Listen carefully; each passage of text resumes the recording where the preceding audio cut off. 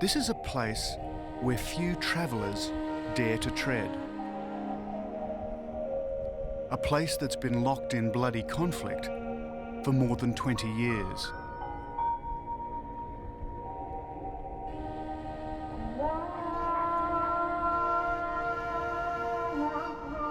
But beyond the conflict is a land of extraordinary beauty, a place that was once the fountainhead of one of the world's oldest beliefs. For me, this is a special journey to a valley hidden deep in this strictly Islamic land, as I seek the gigantic relics of a much more ancient faith, the lost Buddhas of Afghanistan.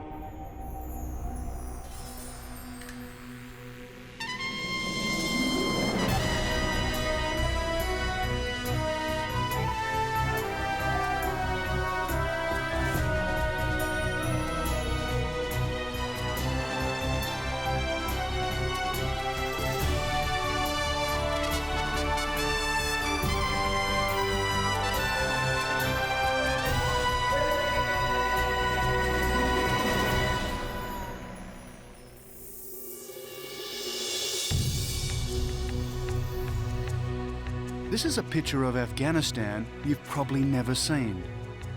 It's an ancient realm of extraordinary culture, landscape, and people.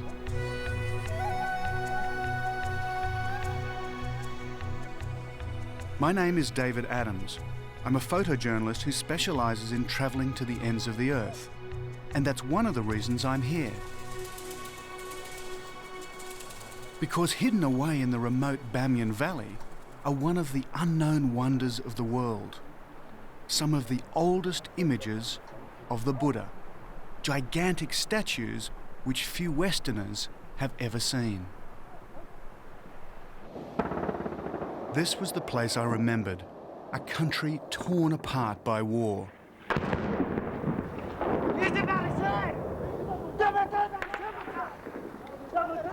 5 years ago, I was here as a freelance war correspondent. Now the front line is that way, and the Hezbollah militia are firing right over my position through the other side of the city. But I knew that beyond the bombs and the bigotry was a hidden treasure, a place from where an ancient religion took its creed to the world. I swore that one day I'd seek out Bamiyan and its lost Buddhas. Afghanistan is a landlocked country in Central Asia, sandwiched between Pakistan and Iran. From the capital Kabul, I head for Herat, and then up to Mazar-i-Sharif, and then on to Bamiyan. My journey starts, though, in Pakistan, at a point where most people get their first and only glimpse of Afghanistan. It's on a road well trodden by armies, smugglers, and spies, the Khyber Pass.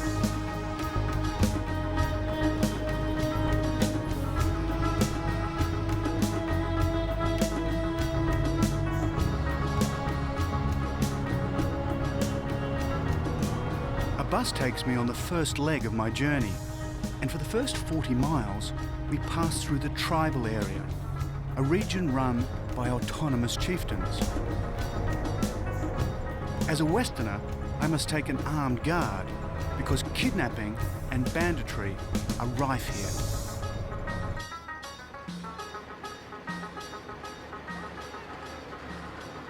Then a familiar sight.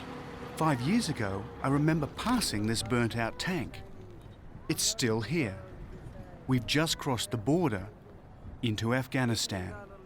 Allow this 10,000 rupees Afghani, this Kabul bank. These kids are offering to exchange my American dollars and Pakistani rupees for the local currency, Afghanis. So how much do they want for all of this? He's asking for 100 rupees. He wants 100 rupees. Yes. for this amount of money. That He doesn't said, sound like the right exchange rate, is it? yeah, I don't think so, but that's what he wants from you. If you can The buy problem is, there are 40,000 Afghanis to the dollar, I'd like and these some Afghan guys money anyway. are only offering me 10,000. But someday I think he'll be a very good businessman. Okay. Thank you.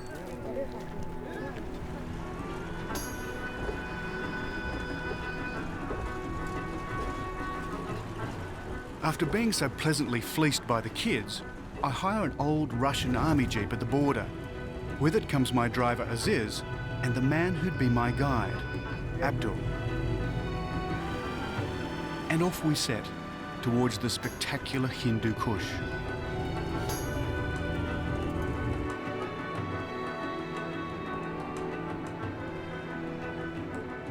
Slowly the road snakes towards Kabul, and as we go, it brings back a terrible sense of déjà vu. The last time I travelled up this road, it was controlled by the warlords of the Mujahideen, and there were checkpoints all the way along it, each one extracting a toll. If you refused to pay it, it could have cost you your life.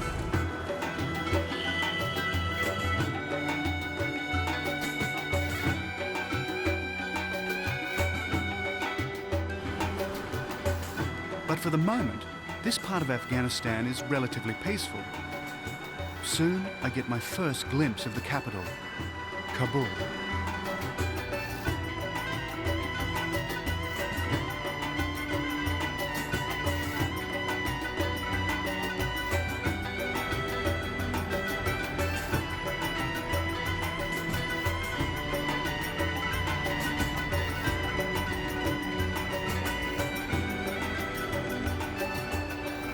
You don't have to go far to see evidence of war.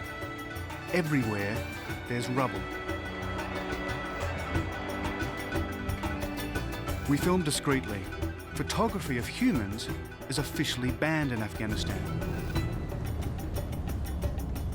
And because this is a country suffering from trade sanctions, Westerners aren't that popular. The people got no food to eat. Some of them, they are deprived from basic human needs. So of course they are not happy, and of course they are part of it.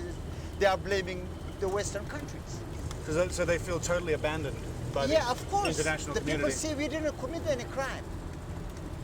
Why they have to impose sanctions on us? In Kabul, the law only allows foreigners to stay in one hotel, and one hotel alone, the Continental. It's an ugly building, not improved by the ravages of war.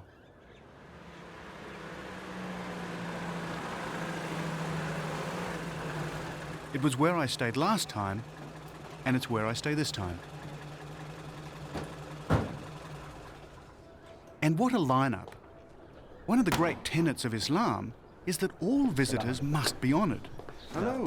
How are you? Good to whatever see you. their country Hi, how are or you? religion. Good. Hello. Hello. How are you? Salam alaikum. Hello. Nice to meet you.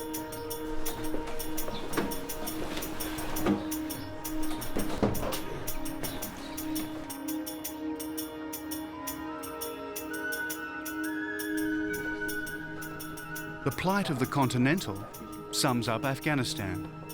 Normally, an international hotel like this would be brimming with businessmen, politicians, and power brokers. But aside from me, it's empty. A deserted monument to Afghanistan's international isolation.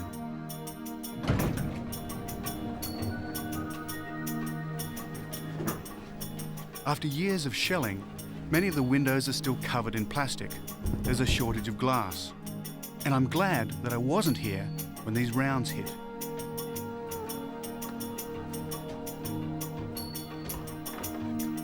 I asked for my old room. It's of course no problem. I've got the pick of the hotel.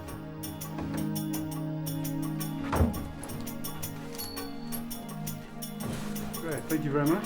Thank you, sir. That's great. Thank you very much. And it's still got the best view in town.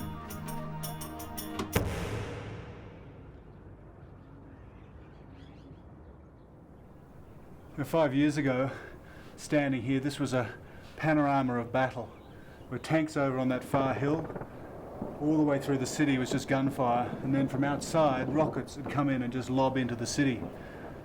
It was just incredible to see it at peace. It's something I couldn't quite imagine 5 years ago.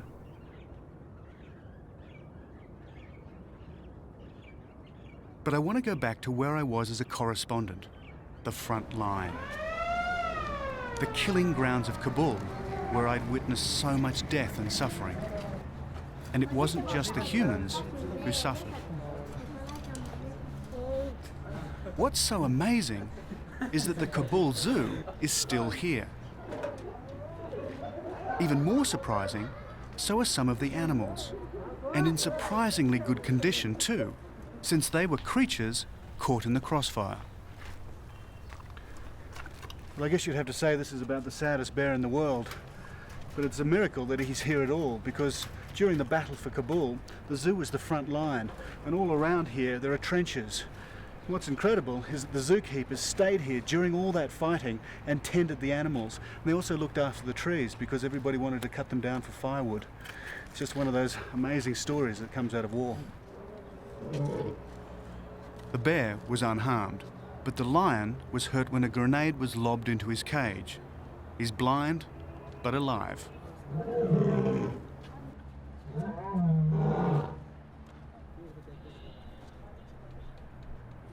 It's here that I first encountered the Islamic warriors whose leaders control this country, the Taliban. They couldn't look less like the fierce champions of Islam demonized in the Western media. And in a place where photography is rigidly policed, they're naturally enough intrigued by my camera. But to place all Taliban in the same fundamentalist camp is not to understand where they're coming from. Most of them just want to see order restored and a better life for their children.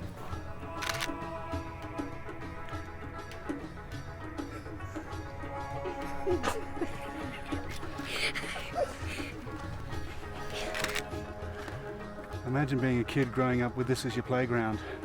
A lot of this has been demined and a lot of the unexploded bombs been taken out.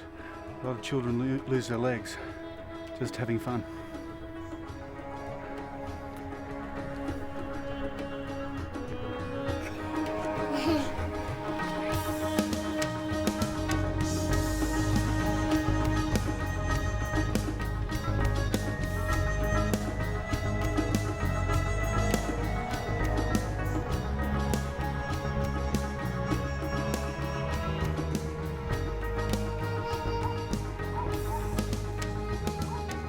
It's been a daunting first day back in Kabul, back in a ruined city where people still live with the prospect that any day the end of their world could come.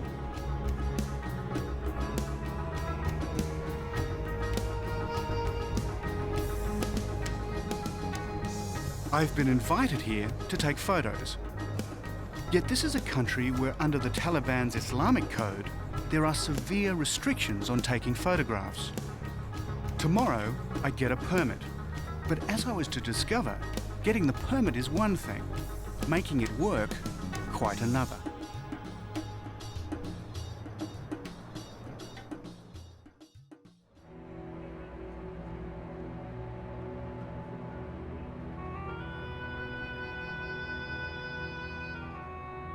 Morning in Kabul, and sunrise reveals a shattered city. 20 years of fighting has taken a terrible toll on the Afghan capital. This was once the Shah's mausoleum, and this was the old royal palace. Today, they're little more than rubble. But with Shahs and emperors long gone, shepherds run their sheep in the royal grounds.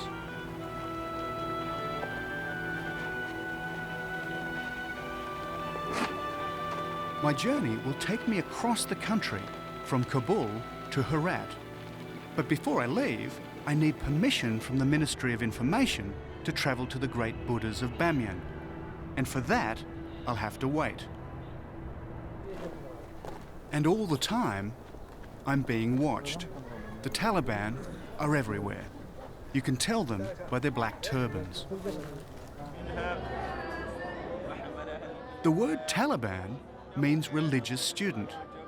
And at the religious school, or the madrasa, they learn the Quran by rote, all 114 chapters of it. By doing this, they hope to interpret Islamic law in a pure, uncontaminated way. Or that's the theory.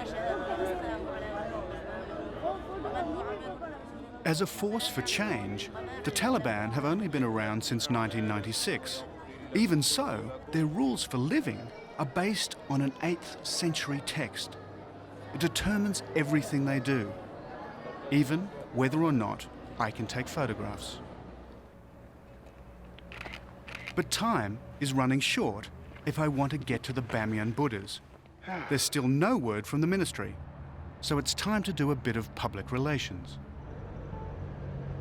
If an army marches on its stomach, let's see if I can appeal to the Talibans. Hidden in a back street is a kitchen, and I love cooking pasta. Well, what I'm going to cook for the Afghans around here is what's called puttanesca, and it's an Italian pasta. First thing we do is cut up lovely fresh tomatoes. But be warned, they're often fertilised with human waste, so wash them very carefully. There's actually a very funny story about a guy who was wanting to smuggle opium out of Afghanistan, and to hide the smell, he actually put the opium down underneath a truckload of onions.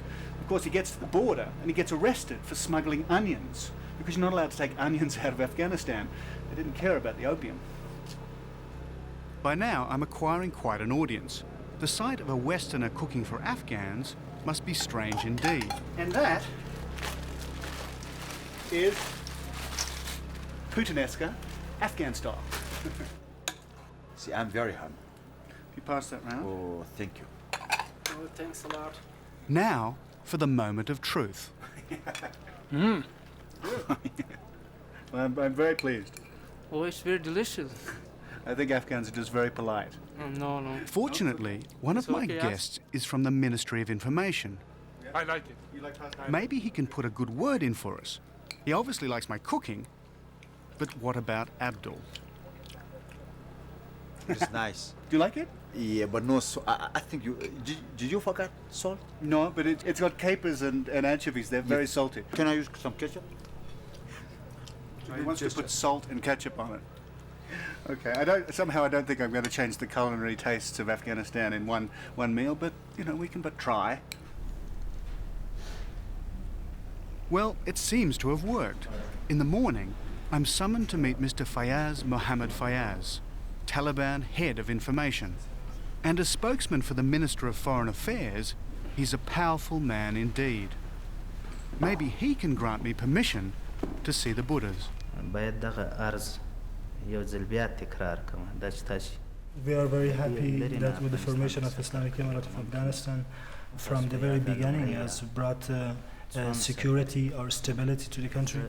But Mr. Fayaz is also a religious scholar and a strict adherent of Quranic law. So on the one hand, his law forbids the depiction of any human image. On the other, he wants to rebuild tourism and promote Afghanistan to the world. That's his dilemma. He doesn't want to be filmed, but to get his message out, he has to be. And what do you want the outside world most to understand about the administration here in Afghanistan?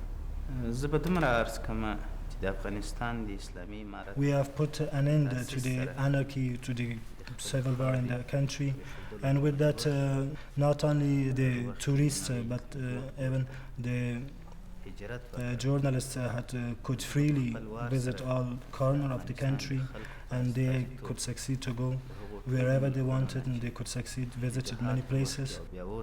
And that includes us. We get the go-ahead.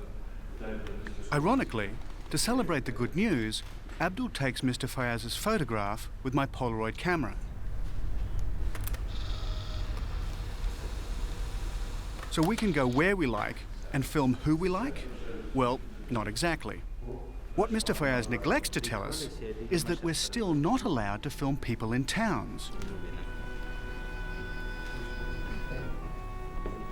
Nor does he warn us that he has no control over the most powerful government agency in Afghanistan, the dreaded Ministry for the Promotion of Virtue and the Prevention of Vice. The spies of these religious police are everywhere, invisible but always present. So all filming must be done very discreetly. Now, we've been given a permit to film in Afghanistan, the first film crew to be allowed to do so by the Taliban government. The problem is, we're not allowed to film anybody. We can only film the country and buildings. So doing this, walking openly in the street and filming, is very much against the law.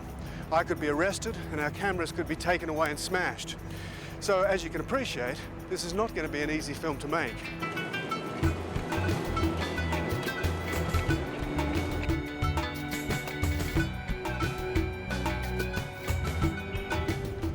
So unsure of exactly what lies in store, we fire up our Jeep and head for the airport. Our destination? Herat. Once one of the greatest centres of learning in Asia, it was also where one of the greatest spy games was played out.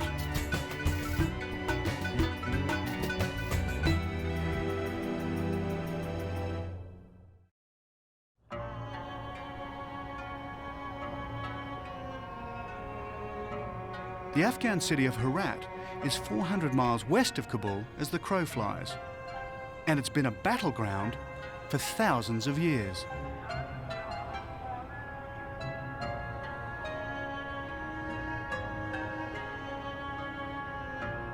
In its day, it was one of the greatest centres of culture and learning in medieval Asia. The city is on Afghanistan's western border with Iran. From here, I'll head northeast towards Mazar-i-Sharif before I go to Bamiyan. And once more, I'm faced with delays.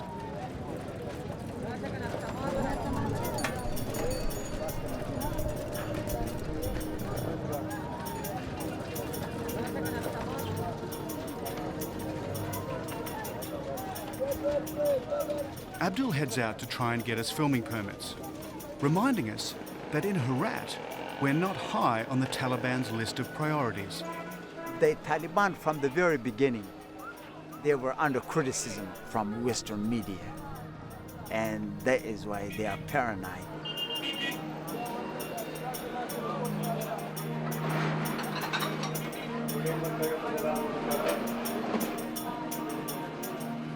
Abdul is trying to find the local Taliban commander, the only man who can give us the nod. It seems Kabul's ministerial writ doesn't extend to Herat. So while Abdul haggles, I wait in a restaurant specialising in boiled sheep's brains.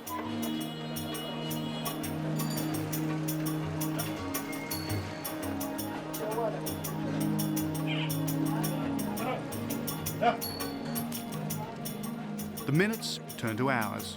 My day has been a write-off.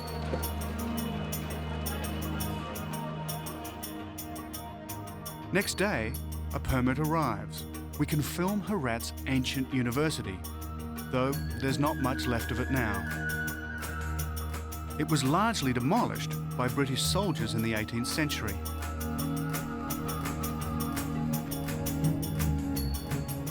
Earthquakes and war destroyed the rest, but miraculously, the minarets remain.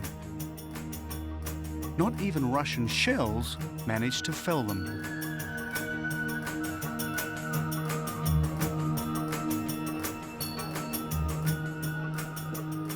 But permission to enter the citadel hasn't come through yet. So to fill in time, I explore a local antique shop. Hello. Hello, how are you? Very Good morning. You have a fantastic shop here. Thank you. Just look it. Thank you very Just much. look it. Okay. Big shop, many things. Okay. Maybe glass, silver, copper. Just look it. Just look it.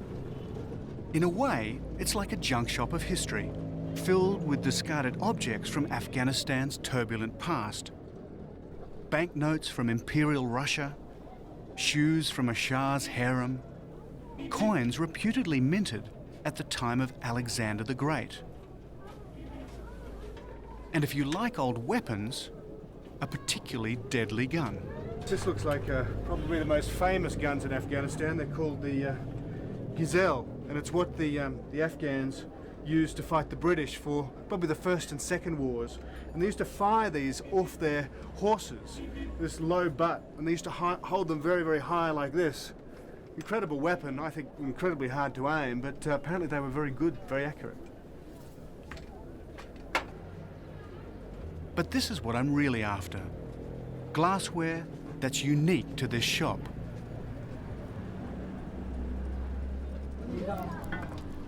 Just out the back is a kiln where the same family's been making it to the same formula for centuries.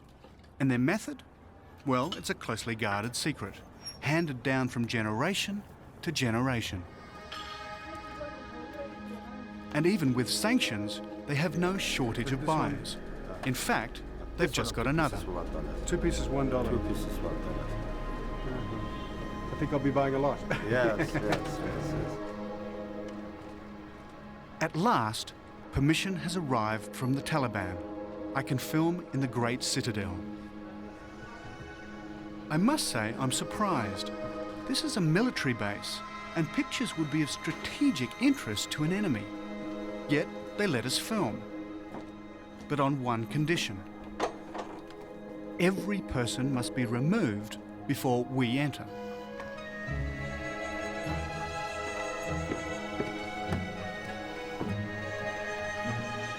I'd always wanted to explore this fortress because of its role in a forgotten piece of 19th century history.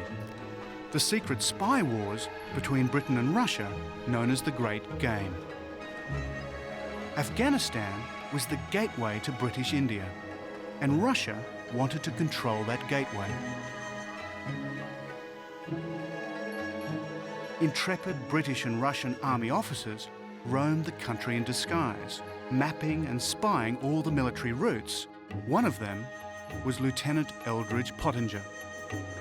After being held under siege for months in the Herat citadel, it was Pottinger who saved the day for the Afghans.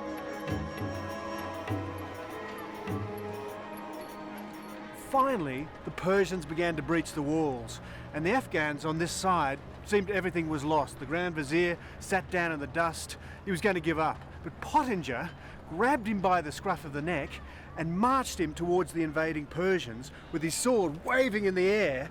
This absolutely terrified the Persians. They all fell back, and then the Afghans within the fort followed them out, and they saved the city. Incredible story.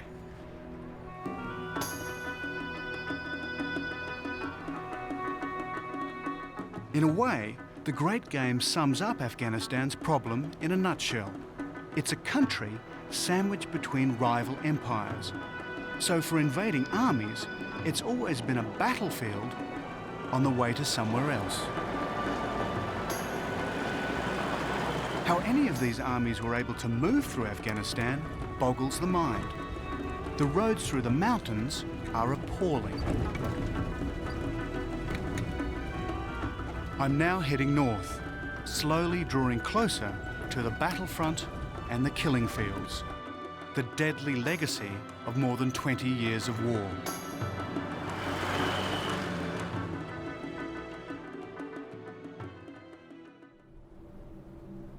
The centre of Afghanistan is one of the bleakest wildernesses in Asia.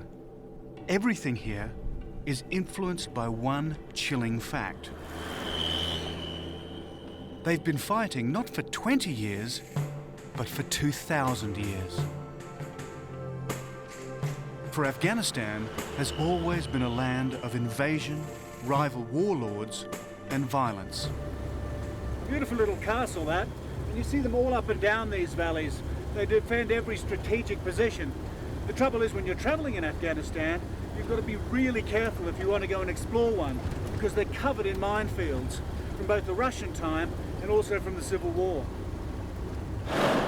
We're now deep in the mountains of central Afghanistan, on the road to Mazar-i-Sharif, the last major stop before the front line. I hope that we don't cause them any problems by coming here, but we had to really... The killing fields, though, extend all the way to the outskirts of the city. This is landmine country. the drought in Afghanistan, many places in Afghanistan. And if that isn't enough, there's another scourge. A terrible drought has forced these people out of the nearby mountains into this place, an abandoned barracks in the middle of a battlefield.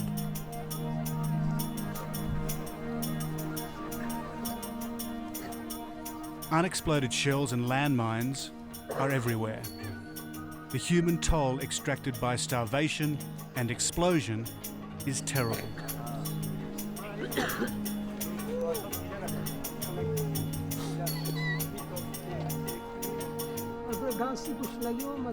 This man has lost 3 of his 5 children in the last 2 weeks.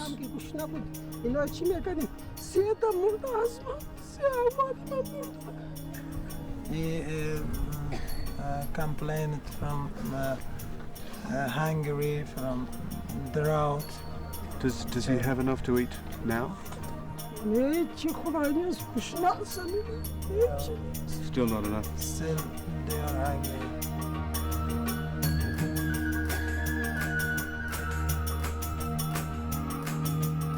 For once, we can film safely without our Taliban minders, because we're here under the protection of the Halo Trust.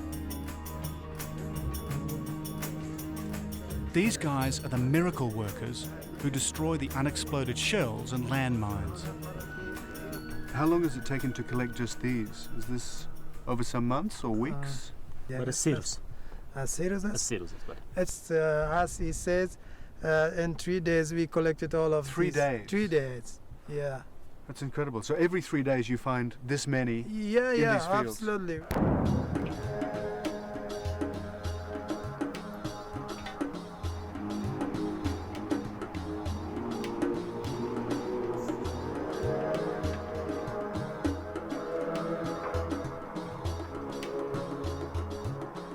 This work is hideously slow, and there's no way to go any faster.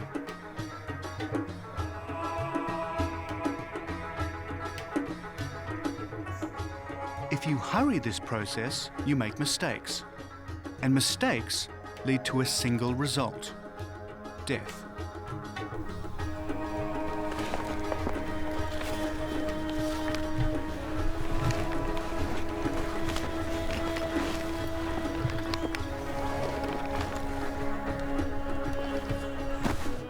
It's estimated there are still 10 million landmines to be cleared in Afghanistan. Every day, someone, somewhere, treads on one. Bashir Khan here has just found a landmine, and that's one of thousands yet to be dug up on this hillside. And behind me, this valley, in 3 years, they've cleared upwards of 1,800 mines, more than 3,000 unexploded bombs and rockets, and nearly 70 anti-tank mines. Probably take 10 years to clear all the high priority areas in Afghanistan. That's where people live. But that's only if the support and the money to pay for it continues.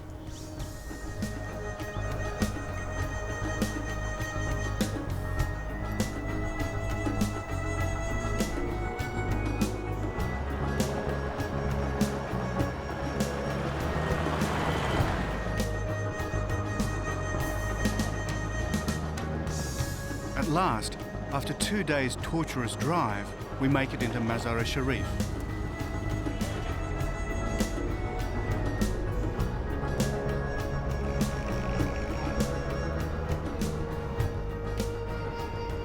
Despite all the fighting, one building has managed to survive all the shells and bombs: the Great Blue Mosque. This time, there's no problem with filming.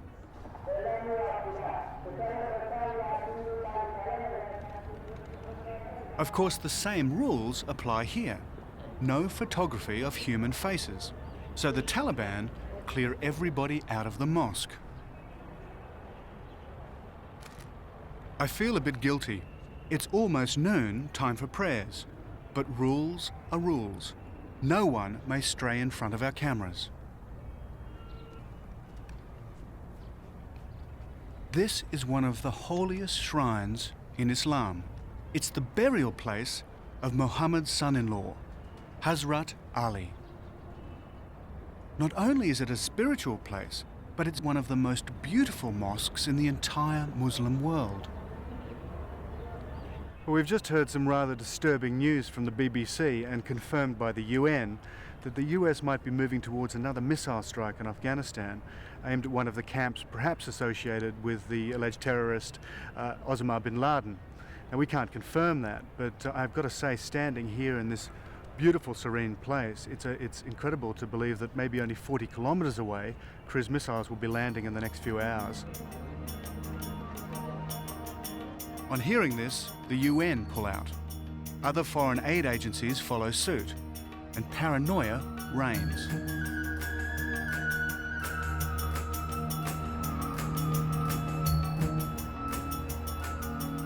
All we can do is wait.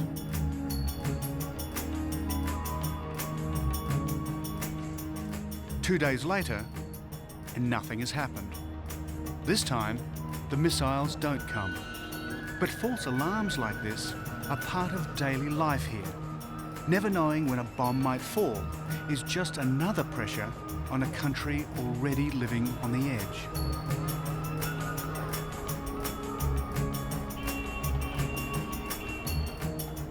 With the crisis seemingly past, the paranoia subsides. And I want to visit the ruins of one of the oldest cities on Earth. I just heard, we got permission.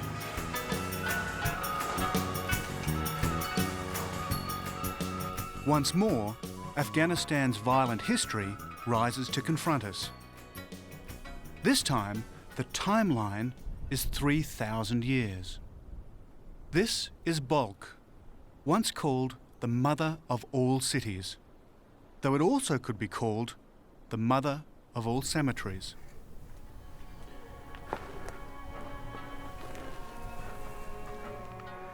Wandering around places like this is boring to a lot of people. It's just a bunch of stones and bones. Well, in fact, as you can see, that's literally what it is. There are bones all over the place. Most of us just think about the last 20 years of war here in Afghanistan, but really it's about much more. Places like Balkh and sites like this all over the country. These bones, these ruins, go back to the earliest of times. This is what Afghanistan is really all about. In fact, Balkh is built on bones. All around its crumbling walls are the bleached remains of human habitation.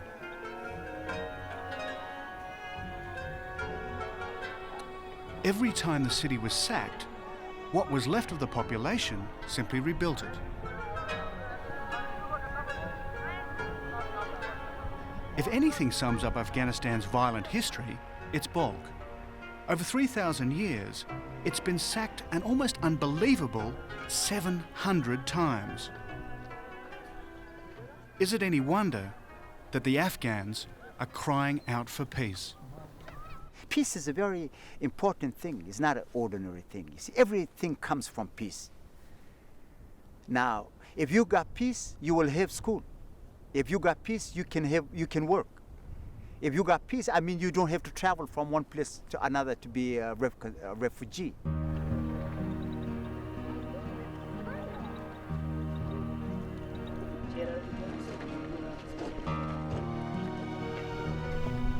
Tomorrow, I head for a sacred valley, a place where a religion was once practiced that prided itself on peacefulness.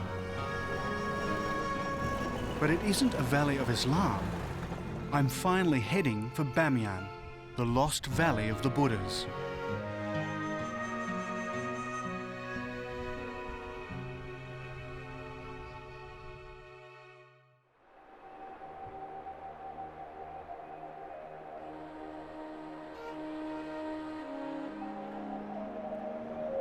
It's autumn in Afghanistan, and when I first set eyes on the Bamiyan Valley, I'm astounded by its beauty.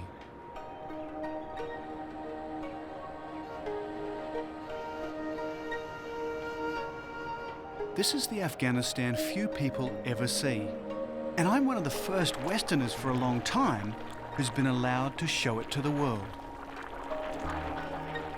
The last sector of my journey has taken me from Mazar-i-Sharif into the heart of the Hindu Kush.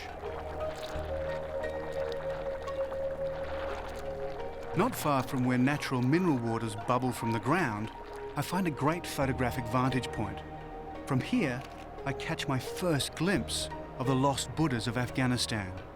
And what colossal statues they are. That one there in the distance is 180 feet high. That's 57 meters, carved out of living rock, the height of a 20-story building.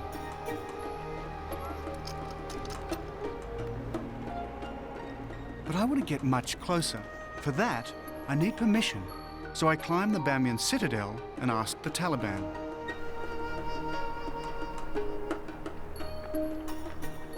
This medieval fortress is both a ruin and a strategic outpost. The Taliban tell me this place is called the City of Noise. It's deathly quiet now, but it got its name because of the cries of people slaughtered here by Genghis Khan more than 800 years ago. The killing went on for days. And you can die just as horribly up here today, because this whole mountain is full of mines. Any step just off the trails here and you're dead. News from the Taliban commander is not good. The Buddhas are of military significance. Access will almost definitely be denied.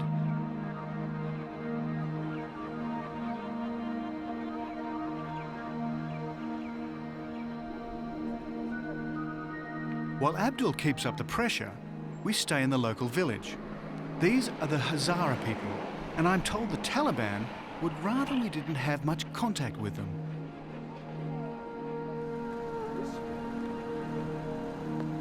The Hazara are the descendants of Genghis Khan's warriors, and they want independence for their valley, which is probably why the Taliban don't entirely trust them.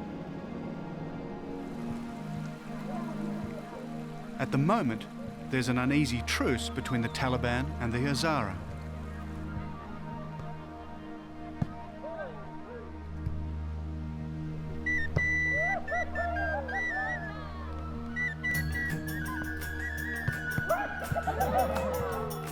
But the Hazara not only seem to want contact with us, they want me to play in one of their volleyball teams.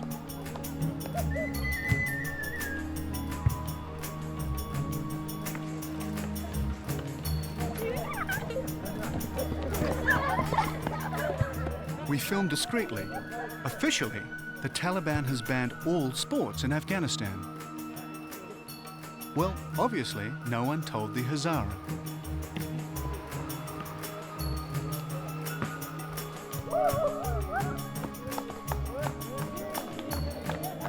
The following morning, there's an urgent summons, and I hope it doesn't mean trouble.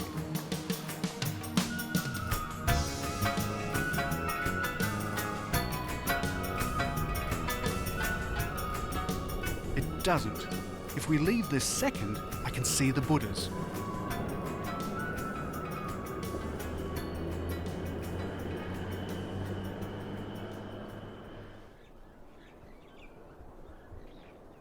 But when I get there, it's not quite what I expected. It's ancient, all right. It's definitely beautiful, but it's small. Not one of those big ones I saw across the valley the day before. It's also not in very good shape. But the irony is, the very nature of this sculpture was the cause of its destruction, because Muslims abhor the worship of idols. And so from about the 7th century, Muslim pilgrims coming through this valley simply obeyed their religion. And this is the result. But there's an even greater irony. Buddhism was also a religion that abhorred idols.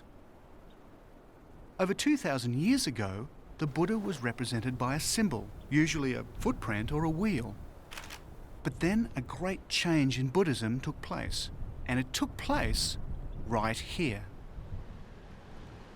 The kings who ruled Bamiyan launched a new, humanized form of Buddhism by turning the Buddha into a recognizable man. So the Bamiyan Buddhas are not only some of the biggest, they are some of the oldest in the world. But for me, they're so tantalisingly near, and yet so frustratingly far away.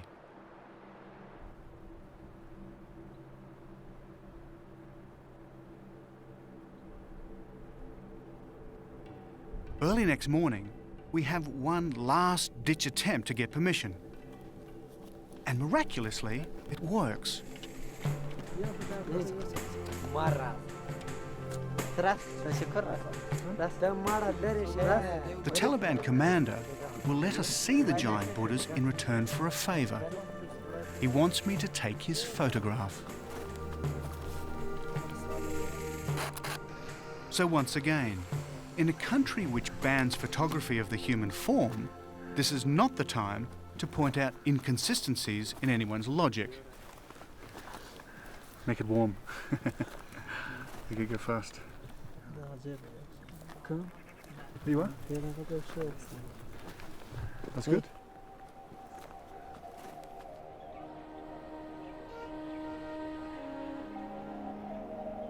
So at last, I get my chance to explore the Buddhas.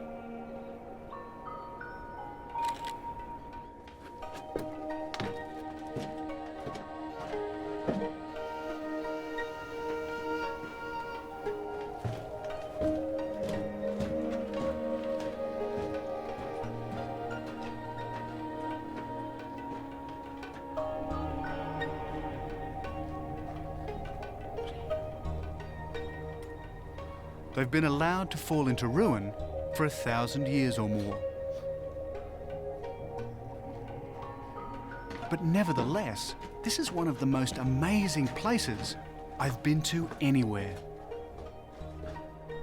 This is an incredible rabbit warren. This whole mountain is just full of tunnels, and they all lead to little chambers which monks would have lived in or prayed in, and they all congregate around the Buddha here. And as you can see, the top of his face has been carved off. It may have been Genghis Khan, it may have been pilgrims, or it may have been relatively recently. And they've burnt and blackened the face as well. But you can still see it's an incredible sculpture, one of the greatest, I think you'd have to say, in the world. And then I'm told the reason why they were so reluctant to let us film here. Underneath is a Taliban ammunition dump.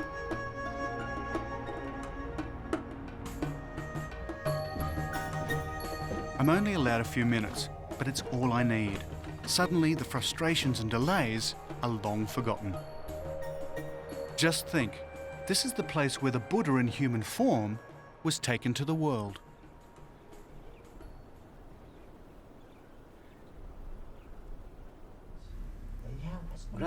Before we leave, Abdul has an unpleasant task to perform. It seems our driver's assistant has been spying for the religious police. Maybe it's why we had so many problems getting permission. We'll never know. But Abdul's outraged, not only because he's been spying, but because he's broken a cardinal rule of Islam by being inhospitable to strangers.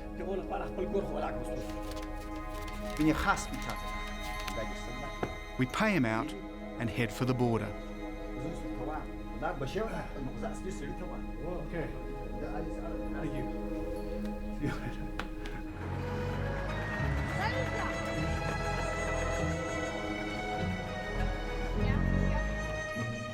As we head back up the Khyber Pass, I begin to realise what we've achieved.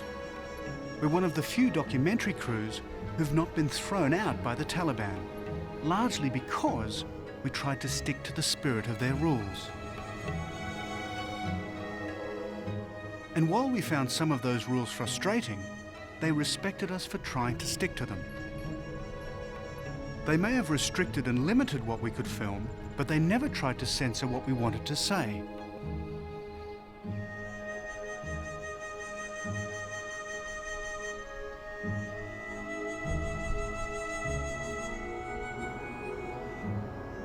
So as I pass the burnt-out tank yet again, I wonder if it'll still be here the next time I pass this way. I also wonder what other secrets lie hidden in this troubled but beautiful land, a land longing to shed its embattled image as it tries to emerge from isolation at the ends of the earth.